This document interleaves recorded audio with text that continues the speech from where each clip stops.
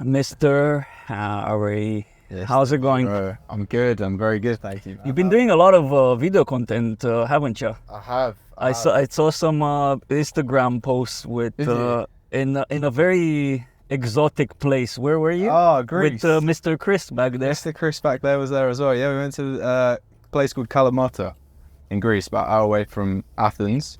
Okay. I was there for about 5 weeks. Just, I think sometimes good to try new places out, explore new places, figure out new perspectives, and enjoy the sun. So yeah. I mean, to be honest, if you want to do some salesy videos, Yeah. that's the type of place to do it, isn't it? It is. Sun, It is. Yeah, beach, nice views. lifestyle. Yeah.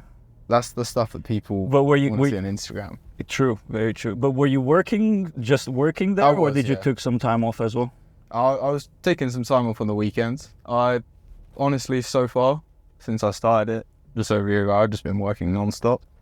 I did manage to take a few days off on the weekends and things like that, but it was mainly work, to be honest. Just because, in all honesty, I haven't had the systems in place with the business to actually have everything run without me. That's what I'm trying to focus on now. Got a big drive to focus on. How old are you? 24. 24, yeah. At that age is all about running. You Yeah. also have the stamina. I've got the stamina, I've got the energy. I'm old nowadays. I don't have the stamina anymore. I need to sit down and rest from You're time not to old, time. man. You're not old at all. But yeah, I think there's a certain amount of longevity though with doing everything yourself. And as a business, it's not like sellable. It's not really scalable if you're the failure point of it all and you do everything. So it's good. You can get a lot of stuff done if you do it yourself, but it's it's not a real proper business, is it? So, Harry, tell me a bit about yourself. Like, Bit about myself. yes, yeah. So, who's Harry? Harry, okay. Yeah. Harry is, I think just a normal 24-year-old guy, to be honest. But honestly, very hungry. I think I'm very driven for performance in effectively whatever I do. So I used to do like powerlifting, competitive powerlifting. Oh, did you? Yeah. That's why you're built so stacky, you know? I've always been quite stocky. So I used to play football and rugby, and I went to uni to study engineering. That's probably another story. I was going to be an engineer. It was really what my family sort of, not like they told me to do, but it was the way that everyone in the family was like an engineer or in a corporate job. So I thought, oh, that was the path I had to follow. Mm-hmm. But I always wanted to do something that was driven on performance. I just really like high performance, like stuff like pushing yourself to the limit, whether it's football, rugby. Then I got into powerlifting at uni because I wasn't playing rugby there, and just wanted to push that. I was training like 5-6 times a week, really heavy. Ended up competing at like a UK event. Didn't take it as far as I wanted to, but I think I came 10th in the UK for my like weight category when I was doing powerlifting. That's not bad. For how long have you been training? Doing powerlifting before? Powerlifting before that, it was like 2-3 years. Okay. So I'd always been going to the gym. I've never done competitive training or anything like that, but 2-3 years and then placing 10, that's not bad. Yeah, it wasn't bad. I think it's because the uni I went to, Loughborough, was such a high performance environment. I was one of the weak people there. And everyone was like, the people who were at that uni were just winning all the competitions.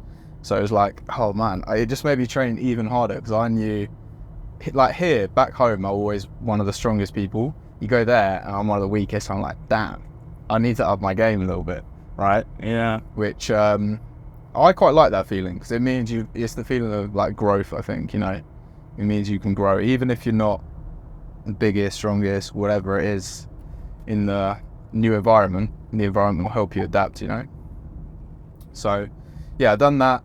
Really, really, really enjoyed that, but I started just picking up and I started turning into old man basically. My back started going, knees started going. I was like, oh man, I don't know if I can do this forever.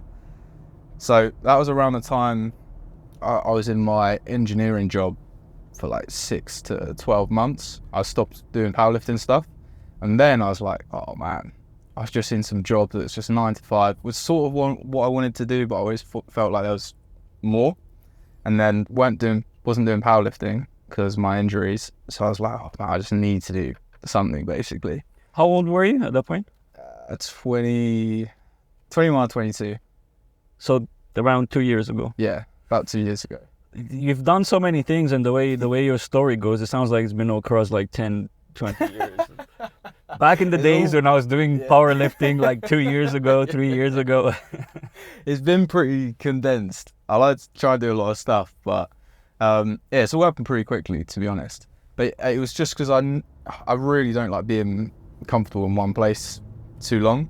Like, I knew when I wasn't doing the powerlifting and I wasn't competing at like a decent level, and I was just stuck in a job where I couldn't really even compete. If there was opportunity to compete at that job as well and like level up, I think I would have stayed there. It's just there wasn't that competitive environment. So started looking into entrepreneurship, like online digital marketing, that sort of stuff, and something just clicked with me, and I said, I'm just going to try and make this work no matter what, and just try and start my own thing basically. And then about 4 or 5 months into that, since I had that sort of like not revelation, but since I wanted to start it, it was about 4 or 5 months went on. Got a couple of clients here and there. It wasn't really anything special, but I knew what I needed to do to take it to the next level was leave the job. So that was the big next step for me.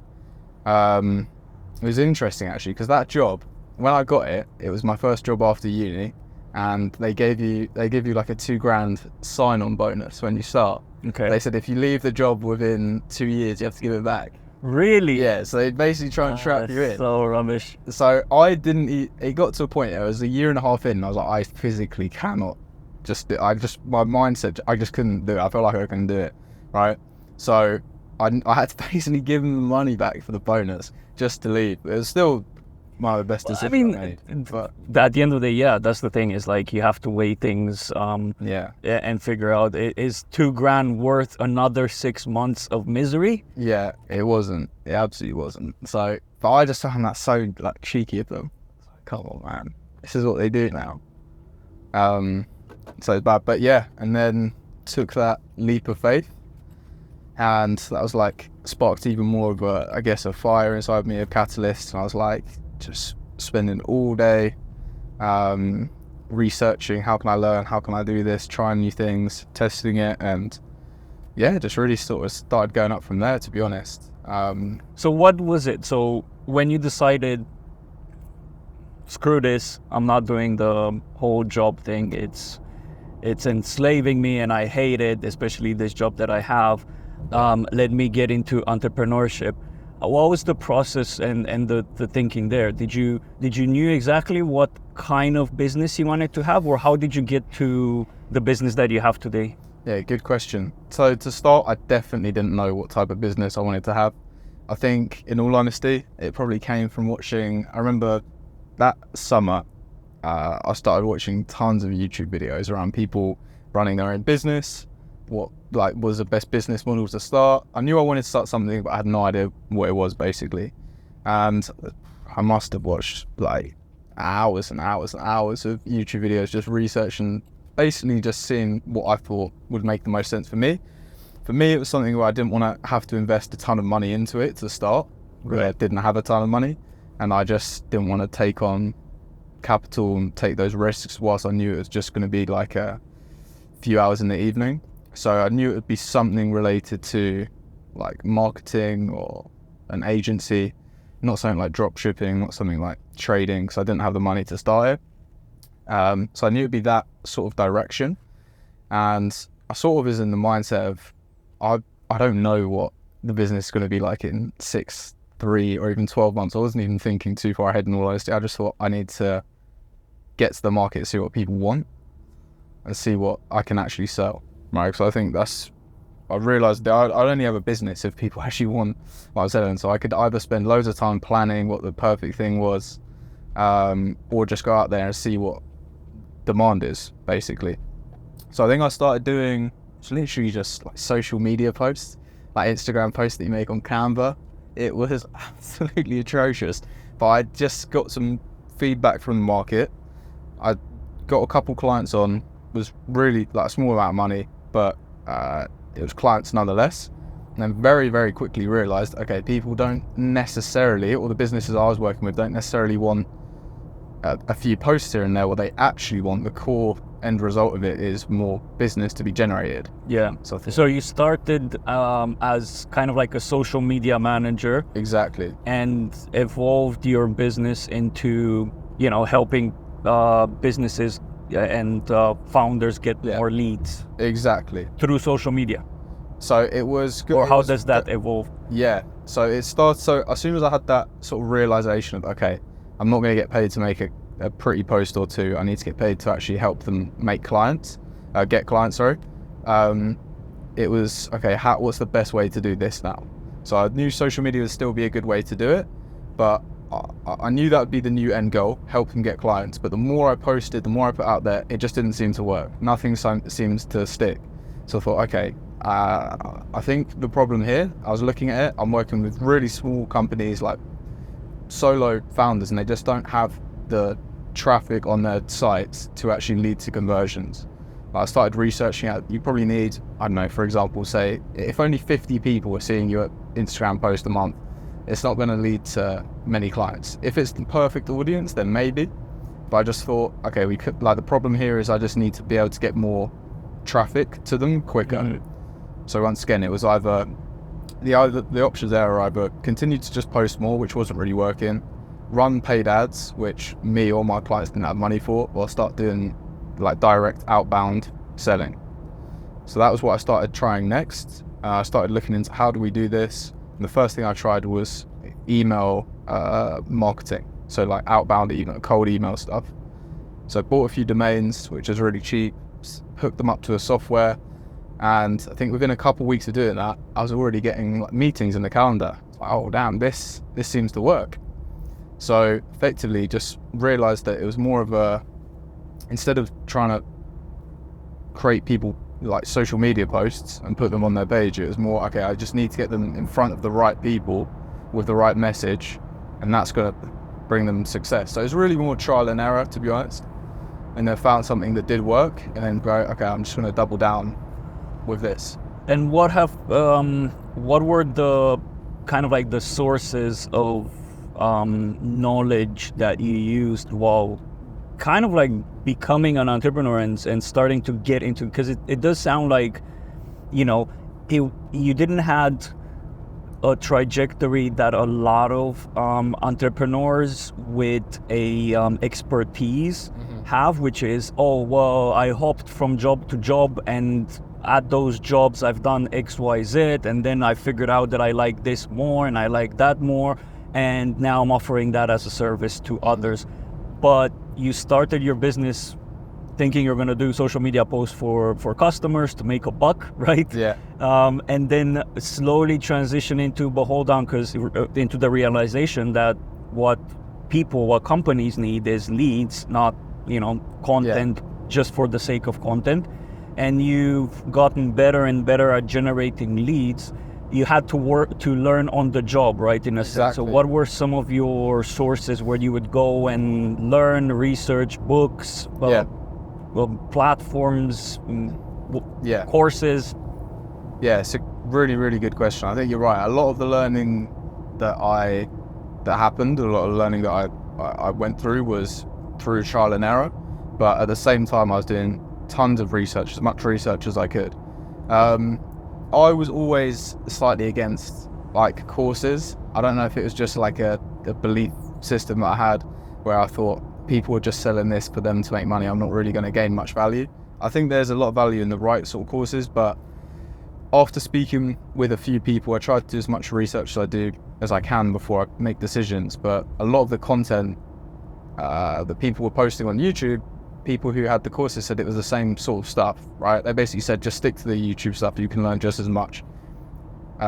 Courses will be very good for like the mentorship side of things, if you're speaking with someone, if you've got an account manager or something like that. But a lot of my knowledge came honestly from just YouTube videos. right? Which is interesting. So put it here. That's my way of learning as well. YouTube. I agree, man. It's everything's out there. It's just, I think a lot of people don't realize how much gold there is on YouTube because it's posted there for free. What you got to do is take action. The other thing is, you know, when people ask me, you know, because I'm doing this whole film production company, and I was like, oh, you're in the industry, or what did you do? What majors did you do? What education you have? What classes, courses, and stuff like that?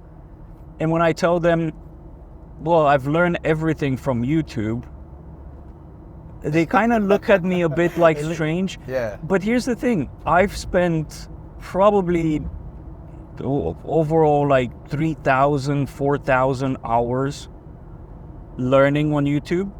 And the thing is that that's how I digest information the best.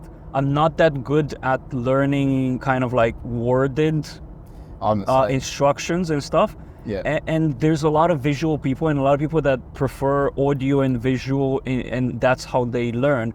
And I'm surprised that when I tell people in this day of age where, you know, internet, YouTube is a big thing, and courses and visual storytelling is a big thing, that people still raise an eyebrow. What? You don't have any diploma or anything like that? Dude, we're not in the 50s anymore. Exactly. It's just the old school, like, corporate way of looking at things, I think. And I think there's so much more value on YouTube videos than whole, like, university courses have, to be honest. It's like, usually YouTube, the thing I like about it is a lot of people making content are actually really in the field doing their thing, right? And honestly, I don't think you get that from a lot of university stuff now. Like, people teaching business, you usually, if you're going to watch a YouTube video, it's from someone who's built a business and they're telling you their lessons. Yeah. Right? Whereas at university, a lot of the people teaching business haven't even run a business. Or maybe they run a little side hustle or something, but they're talking out of a textbook, as you say, rather than from their experience. I think experience is actually where the knowledge is gained, rather than just from like a textbook or theory or something like that, right? So yeah, that's why actually I've done a review sum up of the books that founders recommended in their in the podcast episodes that I had with them.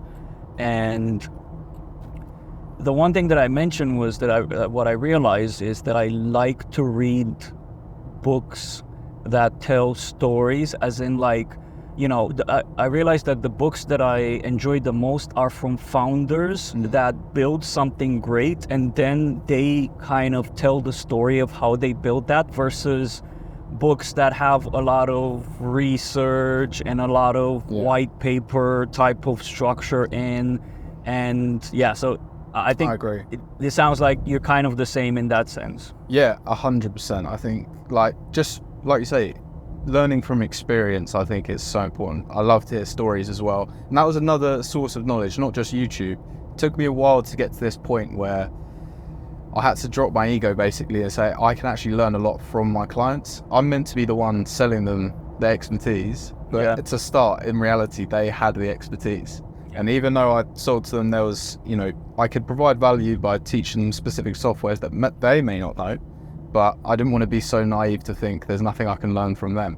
So I did actually get a lot of knowledge, and some of our top performing campaigns when I first got started were literally ones that clients gave me like a script or a template and said, you know what, try this, work with this. And it worked really, really well. So I tried to learn from, YouTube and like clients, because basically they were already doing it. They had already done it. So they just needed a little bit of help here and there. So I thought that would be a good place to learn. But yeah, I had to get over my own like ego, basically, to try and, I didn't want to sound like I didn't know what I was doing, basically. But I think the fact I went to clients and said, look, we're, you know, relatively new company trying to learn all of this stuff. It would be great to learn from your experience in the market. I think they like that as well, because you're both working towards the same end outcome, right? Yeah. But yeah, learning from clients was actually a really big thing for me. And I still try to learn from some big clients where I can, in all honesty. So we definitely don't know absolutely everything. And I'm always open to learning more. So that was a good thing for us, for sure. You mentioned something interesting, which was that you wanted to become a software engineer. Yes.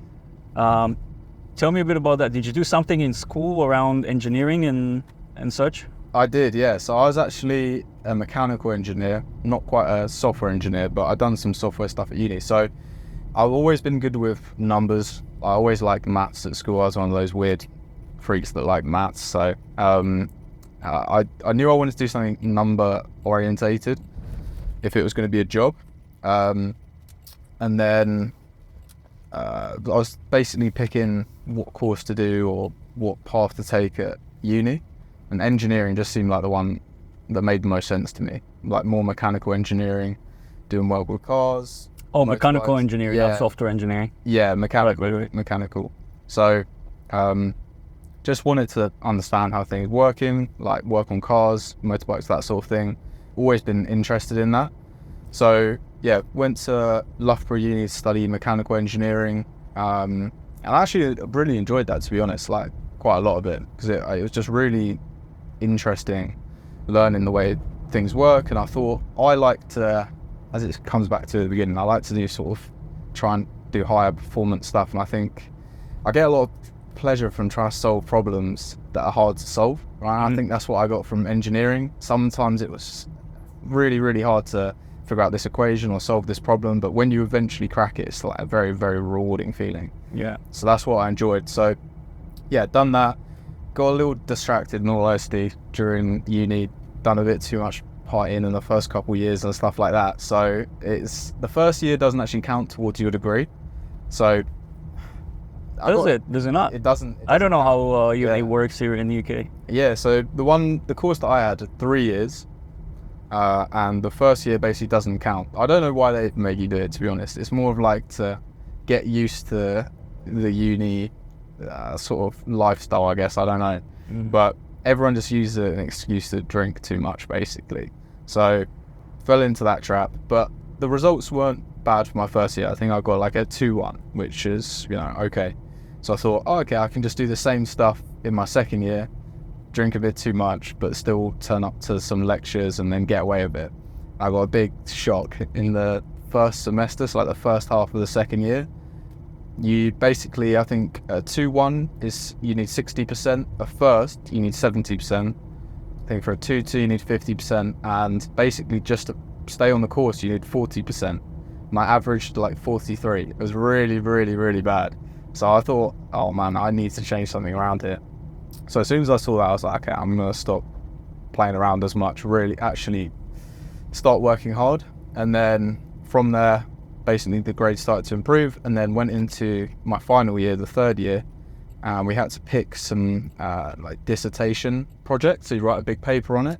Yeah. Mine, looking back at it now, everyone probably find this the most boring thing in the world, but I was basically analysing how adding nanotechnology into like engine and lubricants affects performance of cars. Like, it's a mouthful to even say it, but it was something really, really complex. I actually really enjoyed that because once again, it was something that it was very difficult to figure out, but I just got a lot of joy from trying to figure it out. So done that. It was all mechanical stuff, and then basically landed a job with a company called Triumph who make motorbikes, and that was really where the engineering like career started. I thought I was going to go into it as be the same like uni. I was going to be solving really, really high-end problems, working on performance stuff, be out in the field testing all of this. And then pretty much like the first couple of days into the job, I realized, oh, I'm just going to be sitting behind a desk clicking a few buttons on a computer all day.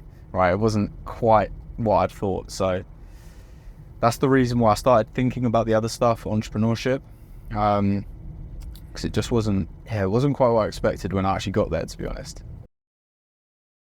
Like, I'm getting I've already, when he told me about the place, I was thinking to myself, oh, that's very interesting, I should check it out. Now I'm convinced that I need to book myself. It is awesome. So peaceful. It is. Like, I feel like you can really focus in a place like this. 100%. So super cool. 100%. Well, let's get back to our conversation. Yeah, One thing that I didn't ask you is to give me an elevator pitch of your business. Do you want to do that now? Yeah, of course. So what we do is we help effectively B2B companies, mainly recruitment companies, basically automate, systemize, and scale their outbound prospecting. So help them with client acquisition just through removing the need to do everything manually, using automation, and just scaling it up. So getting more leads in more innovative way than just cold calling. Right. Okay. So, do you have any examples of, hey, one of our don't have to mention names or anything like that. With one of our customers, we set up X, Y, Z, and we got them this kind of results. Yeah, 100%. So with the recruitment specific campaigns, we often find that usually the issue for them is not actually getting leads. It sounds interesting because what we've seen, we worked with a lot of recruitment companies, for example, one called Parker Beth, so her name's Jennifer, and we managed to get a ton of leads. Like, I think we set up a campaign in the email automation software. 2 months later, like 50 leads came through, right?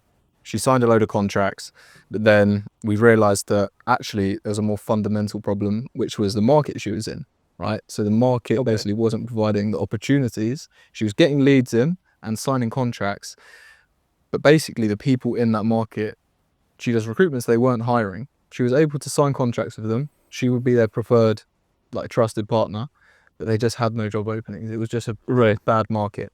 So now we've sort of transitioned and we're helping not only recruitment companies scale, but identify the right markets to allow growth. So an example of that is we helped a guy called Chris, who's working in the tech space. We're doing automation for him, getting leads through, but like effectively just couldn't generate revenue off the back of it. It's all getting leads, but if you can't generate revenue off the back of it, there's no point. Yeah, true. So I think this is, and I suppose this is something that you find out on the job as well. it is, You know, you're generating leads for her and realize, oh, but it's not going anywhere. It's not turning into sales, into customers, right? Because there's one thing to generate leads, there's another to convert that into customers. And this is one of the things that I've seen so often. We, in our company, we had the exact same thing. We were getting so many people in the door, starting a trial of our software. And then there was a big drop in trials.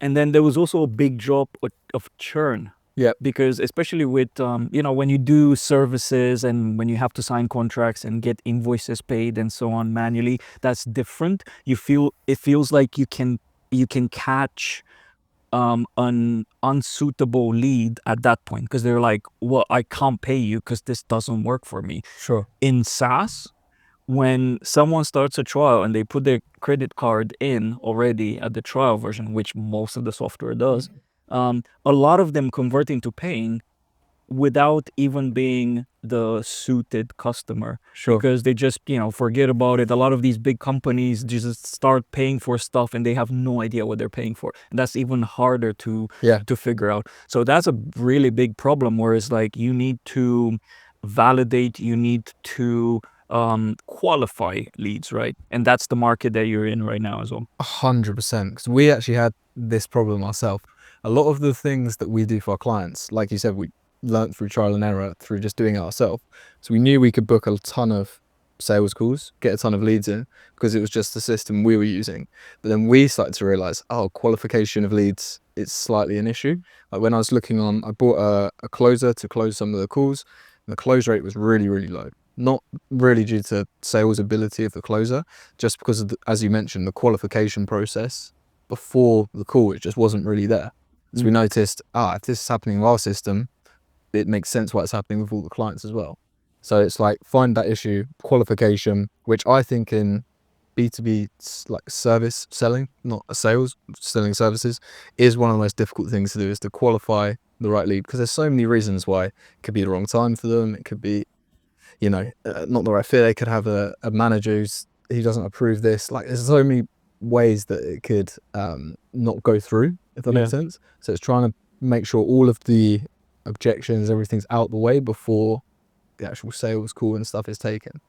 That's what we've noticed, at least. So trying to qualify a lot more before people jump on the call leads to better revenue generation, more sales and stuff, and the offset of it. That's awesome. And how do you convince customers nowadays customer leads to become customers? What are some of the tactics? Do you show previous results? How do you convince them for them to be like, oh, you're the real deal? Yeah, I think this depends on the audience you're selling to quite a bit. Because I've basically seen from all sorts of stuff that I see online, you've got B2B selling, right? And you've got B2C, which is more like the people selling courses. Yeah. I think there's a very clear discrepancy between the two. We sell B2B and we've started to understand that it's pretty much logic-based selling. Like if we have the right things in place, if we can tick off this number of, we get this many emails sent out with this conversion, this how many leads you'll get, and if your close rate is this the amount of revenue. So we've got basically like visual calculators to help leads understand, or our prospects understand what it would look like for them. But the majority of it, as you say, will be off past results. Yeah. Right. And your track record. Whereas I think in the B2C world, everyone's it's more of like the traditional sales, like trying to develop this dream that people want. I think in the B2B world, everyone is a business owner. People are savvy. You don't want to be able to get them like that. So I think all it comes down to is numbers, logical selling, and showing them what you can do for them, and then backing up how you've done it before and why you think it would work for them. Right. So basically showing them the fact that if they pay you, they actually make more money. Exactly. One, and two, in order to build the trust, is here's results that we had with previous customers. Exactly. So it's making them think it's possible, and then making them think it's probable. Yeah. Those are the two things we want to do. So the possibility is like, here's the numbers, here's the calculator, and then the probability is, okay, here's someone just like you that we've done it for. Do you think you're so different to this person that it won't work? I like that. First, make them understand that it's possible, and then make them think that it's probable. Yeah. With this 2-tier type of approach. Yeah, very, very good stuff. So I suppose you started on your own. Mm-hmm. How's your setup now? Are you still solopreneur and on your own, or do you have a team? I've got a team now. So I knew that, I wasn't going to be able to get to the level I wanted just by myself. So I think every, business owner at some point, if they're looking to grow, has that realization. So I quickly identify what's taking up the most of my time, and then just try and place someone there. So to start, I was doing everything manually, creating all these email accounts, domains, setting them up to the software, basically a lot of admin tasks. Right. So I brought on some virtual assistants to help me with that for the first, this is maybe 3 or 4 months in. And then quickly realized that actually they're just as dependent on me as me doing the task themselves. Like they just need a step-by-step, exactly this is what you do. I might as well just do it myself. Yeah. So I was like, okay, that's probably not the best hire. So then I made another hire. It was actually my younger brother, and he's more of like the director of operations and fulfillment. So managing everything. And then he was now in charge of these virtual assistants. Okay. Teaching them or showing them what to do step by step. He's more managing it, right? If that makes sense. This is so cool to me, because you're experiencing the kind of like level buildup of an organization by the need and the pain points, right? So that is the most common reason and need why people start hiring teams and then start hiring managers to manage those teams, because you realize, people think that founders hire teams because they're lazy and then they don't want to do anything. But the reality is that you need to start delegating in order to be able to grow your business. And as you start delegating, you realize, but now I'm spending all of my time managing these people, so I need to get someone to manage that. Yeah. And then you start creating these clusters of teams for various reasons, and you have these managers of those teams. And then the next level is like, well, now I'm spending too much time managing the managers, so I need someone. So it's like, that's how an organization becomes layers. But I've talked to some people that have never, like, I've always been employed and have this kind of like us against establishment mentality, which is like, oh, well, my boss keeps on hiring managers and people because he doesn't want to do the job. And in reality is, no, like, how can I grow a business if I'm stuck in doing a variety of tasks, rather than, like, I would say, your time costs a specific number of dollars, Yep. right? If you continue to do the lower end stuff that you can pay someone a tenth or like a 5% of what your time costs, then you delegate that, and you start growing a business in that sense. So Yeah. now you have your brother that's managing the team of, let's say, doers, the people, the assistants that create all of those templates and do all of the logistics bits. Yeah, exactly. And so that was a really good hire. So my brother James was helping a lot. Got to a good point where, as you say, things were getting delegated, getting done, which was good. And then I realized, okay, all of my time now is just spent taking sales calls. And that's the next thing. I was like, okay, I need to remove myself slightly from this process. So you start to bring in a salesperson to take the sales calls. So I've done that around 3 months ago. I brought on my first salesperson. And it was really just as like a closer, basically, to close the calls coming in. And then from there, like you say, there's another bottleneck which I identified, which you only identified sort of recently in the last month or two, which was the qualification process that we just talked about. So the closer is saying, okay, the leads are coming in, we're making money, but there's some questions they're answering which they shouldn't be answering on, or they shouldn't be asking on this call. Like Right. it should be addressed before they join the call, basically. So okay, there's an issue there. Once again, I don't want to spend. I don't really have the time to be doing that. And in all honesty, there's people who can do it better than me as well. So it just makes sense bring in more of like a setter that will set up the closer for success. So that's where we're up to now. So we've got one setter on board, one closer, my brother in the back end, and then a few virtual assistants floating around it. And what was the time span of you doing things on your own to today? So How much time did it took you to grow to this team? yeah, about 12 months. 12 months. Yeah. There's an interesting question that I want to ask you as well, Yeah. which I get asked all the time, and I used to have this question and this concern as well. When you start, it's a really big step when you start hiring people, because you need to feed these mouths, right? So Yeah. it's like, oh, I'm hiring this person. Shit, I need to make sure that I make enough revenue to pay for their salary, and then Yeah. more people, and then more people, and so on. How do you, for your business, how do you create that financial certainty to be able to hire these people? Great question. And this is something, once again, I'm learning as we go on. I didn't realize how expensive it would be to run a business. I didn't go into business. I thought I'd be making a ton of money, not looking at this amount going out every month. Yeah. But like you say, they're the one that are driving the business as well. So we need to pay them. So far, it's just been of projected, basically, revenue growth, like how much money we're making. Okay, have we still got the buffer for the team? Yeah. What's the margins, things like that.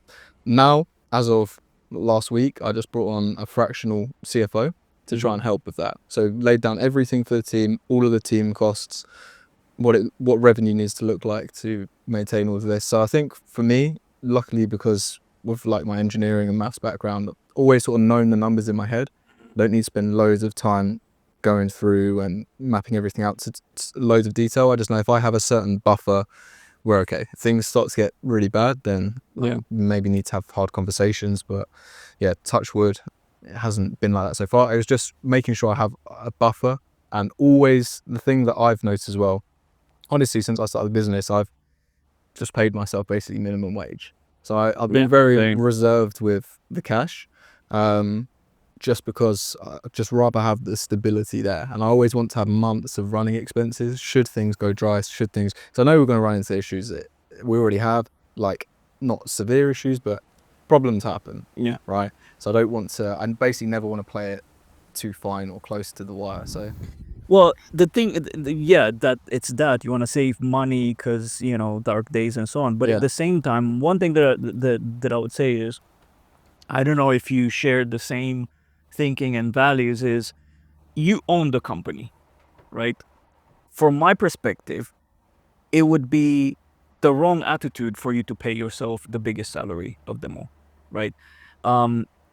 You have the biggest to gain by having a team that's motivated and works really hard and grows the value of that company to the next level. At the end of the day, you can also eventually, at some point, if you don't want to sell the company, you can start taking dividends. right? And cash in on that and things like that.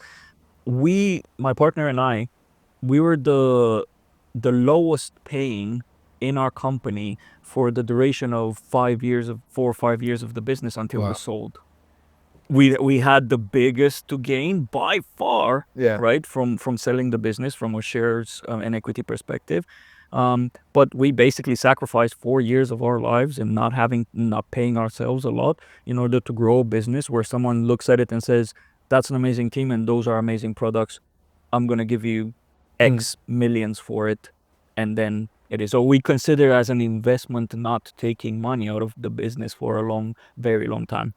And I Yeah. know the thing is, when you're young, there's a lot of things that can capture your eyes, like a There is. fancy car, this, that, holidays, crazy holidays, and things like that. But I think I've done that, and I've run a couple of businesses in the ground by doing that, by just not being careful. And it sounds like you have your financials in place with the forecasting and making sure that you can pay people and you're making enough revenue to sustain the business.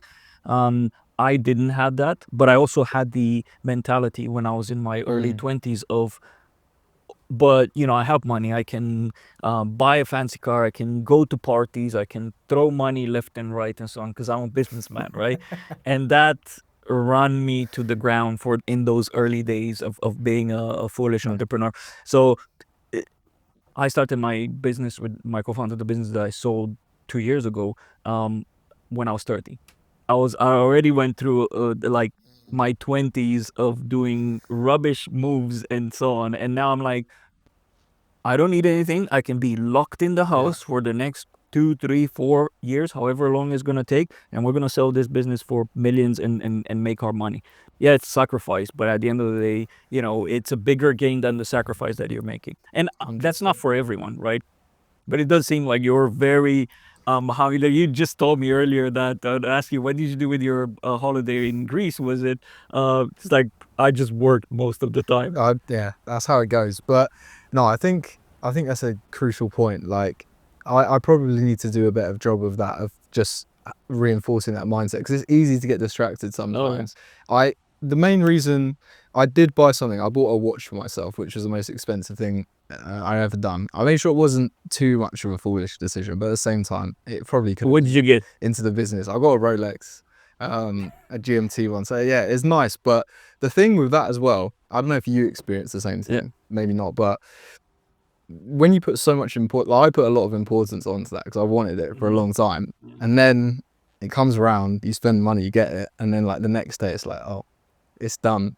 Now what, sort of thing, So it's always the strive for more will always get you, I think. And if you start spending a lot of money, it's just not going to satisfy you. It is, and I can tell you that even now, like after exit and so on, I got my first watch, the Cartier, and then I was like, I got into a rabbit hole of watches, and I'm like, oh, and now I have 3 watches, right? And it's very easy to get out of hand, but I think as long as you have that that way of thinking of rationalizing stuff, then you should be okay, right? You might be spending a dime here, a dime there, right? It's like, oh, watch, right? I go to a meeting or something like that.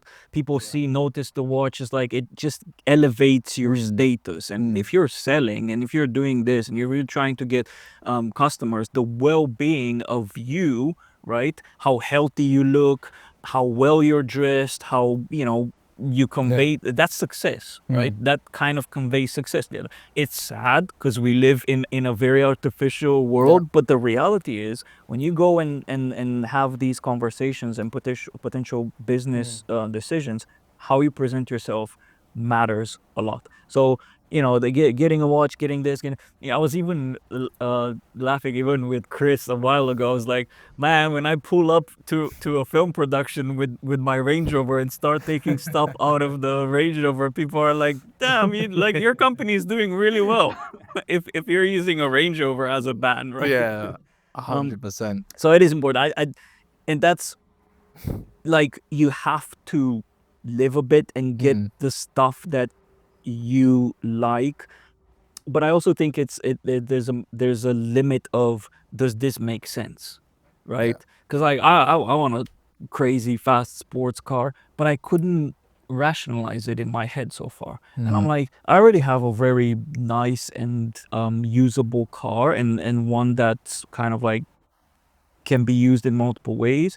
My partner Nikki, she wants her own car and stuff. There's no point of getting a third car that's a sports car just to have it in the parking lot and so on, and keep money frozen there, right? So is this kind of like logical things to that helps you not get out of hand with expenditure and things like that? 100%. I think, yeah, that's a really good way to look at it. It's like, what's the use of it going to be? Like you say, I think sometimes either a car or a watch, it can actually help.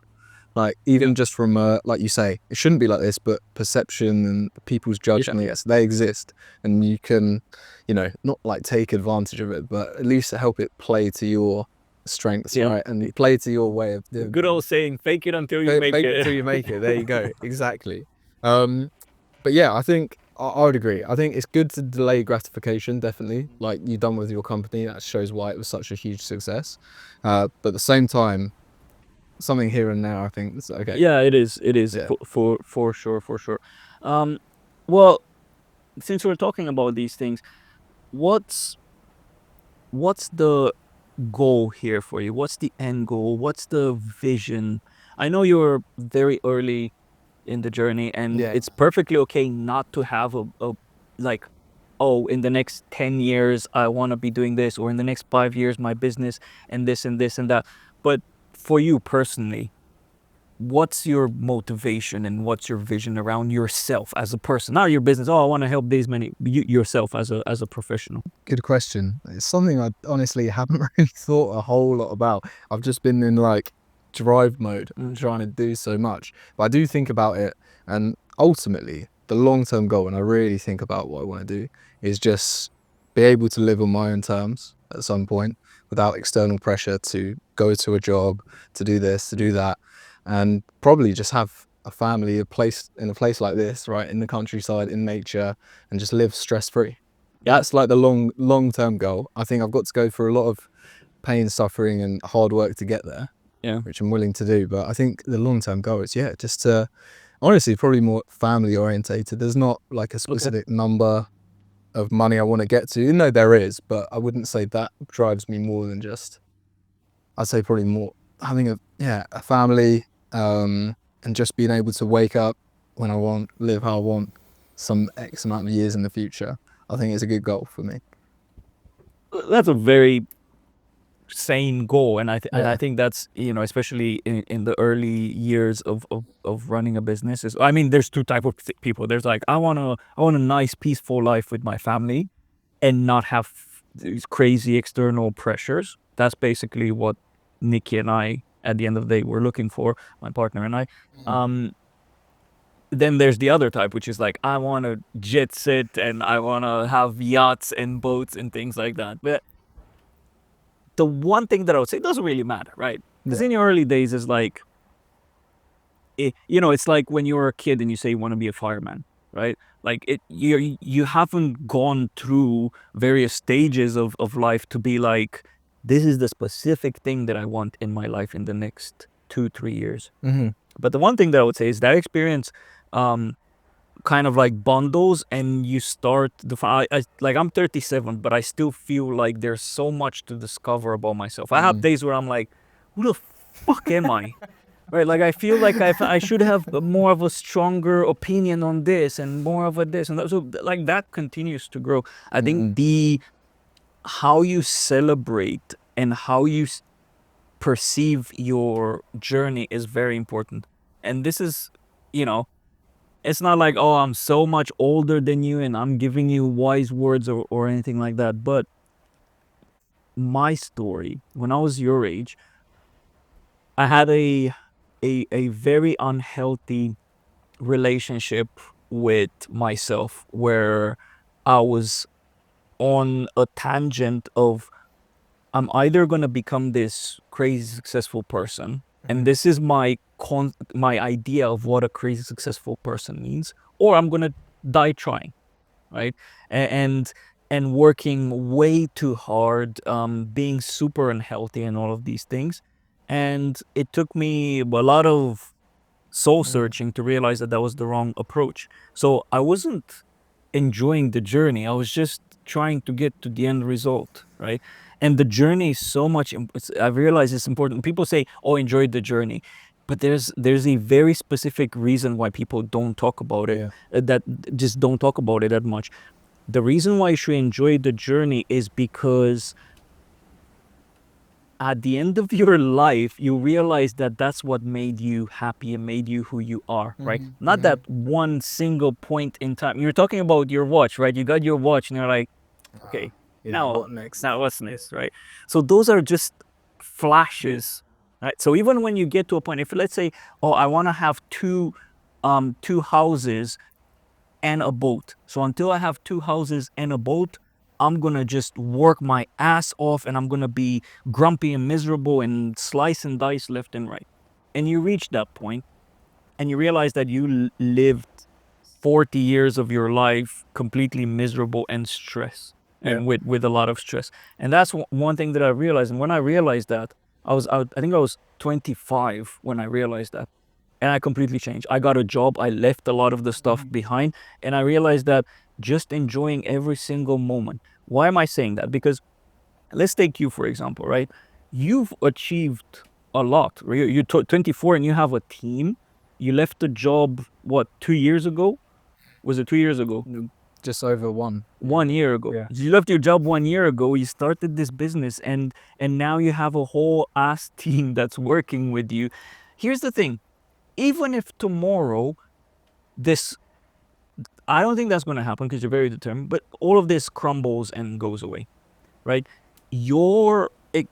Basically this years of you building something solid is ingrained in your history, and that's going to help you in your future as well, in a new role, in opening a new business, starting a new thing. Like when Nikki and I decided to quit our jobs and focus full time on our business, it was when we got investment, and we got like $200,000 investment, which made our business worth around $800,000. That's like, it doesn't matter if in 6 months from now or a year from now we close off, we achieved that. I can go in and wave that flag. I've built a business value to $1 million or 800,000. I have this experience and that experience. So you have to pay me a ton of money to work for you, right? So you've already reached that state where in my opinion, if you would to be like, well, I want stability or I don't want to stress financially, this business, I've closed it up. You still be able to get a really good salary because you have all of this experience and you build this business to a specific level. That's what I'm saying. Just to conclude, because I'm talking too much here, is it's about looking at all of these achievements and thinking to yourself, I have this, right? I've reached another level and there's no way back from here unless I have a very poor mentality around this. But I know that I've achieved this. I'm a professional that has various titles right now, so I can do whatever I want. Yeah, I think this conversation has come at the perfect time for me, in all honesty, because up until probably like a couple of weeks ago, I was in such a mentality of just do more, like just nothing but work. And Chris probably knows as well, like when we've been on holiday and stuff, I'd just be taking calls probably 12, 15 hours a day, non-stop. And it's just to get to specific like goal, to get to a specific number and just see the business grow month on month, which for the first 12 months, up until we are now, it's happened. It's just growing every single month. We'll hit like a decent number, but I'm just starting to realize now, it's like, okay, that's done out of the way. This is not sustainable. I'm either going to be forced to have a downturn and have to get my way out of it, or strategically think about how I can actually stop going through the mentality of just like churn and burn and think about building something longer term. So I recognize that, because it's just, the growth we've had has been good, but it's not sustainable without the right systems in place. And this is what I've started to notice myself a little bit. So yeah, I think in all honesty, probably asking me that question maybe even like a month ago, what the goal was, probably was something a bit more extravagant than just Right. family on a farm or something. But yeah, I think definitely the last few weeks thinking about the way everything's been the last 12 months, how I want to move forward has, like you say, it's been an amazing experience. Even if everything else goes wrong, goes bad, we've still got that experience, which, like you say, as a professional, you can use to go into your next venture and build upon from that. Yeah, so I don't want that to happen with this business. I'm sure it won't, but just having that insight and hitting certain numbers that I like dreamed of a year ago, it's now okay. Like you can do this. Now we got to do this properly and make it last for the long term, rather than just have this.